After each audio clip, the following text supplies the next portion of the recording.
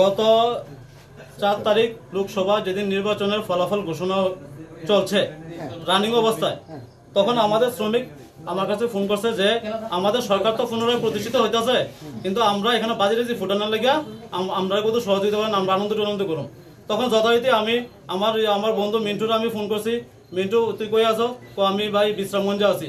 যদি আমার কথা যদি মিথ্যা হয়ে থাকে, আপনারা দরকার আমার কল লিস্টটা আপনারা পিএস এর মাধ্যমে হোক, আপনারা যেহেতু সাংবাদিকতা করেন, সাংবাদিকরা বন্ধু তো আপনারা এই জায়গায় বিশেষ করে বার করতে পারবেন যে আমি হ্যাঁ কল করছি, হ্যাঁ আমার লোক এই কথাটা কইছে যে আমি এখন বিশ্রামগঞ্জে আছি, বিশ্রামগঞ্জে আমার দেরি হইব।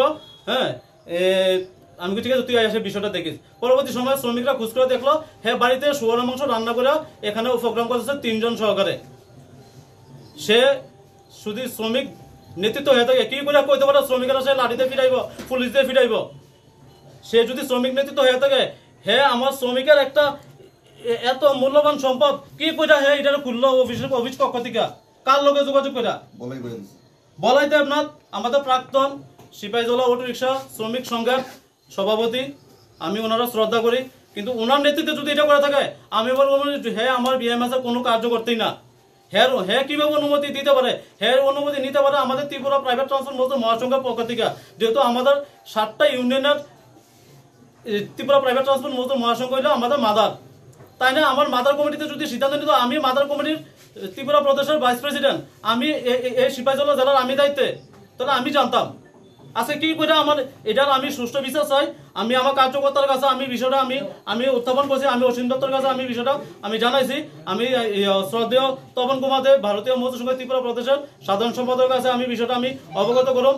আগামী দিন আমাদের শ্রমিক সংগঠনের পক্ষ থেকে আমরা বৃহত্তর আন্দোলন যাবো এই নিকৃষ্ট কাজটা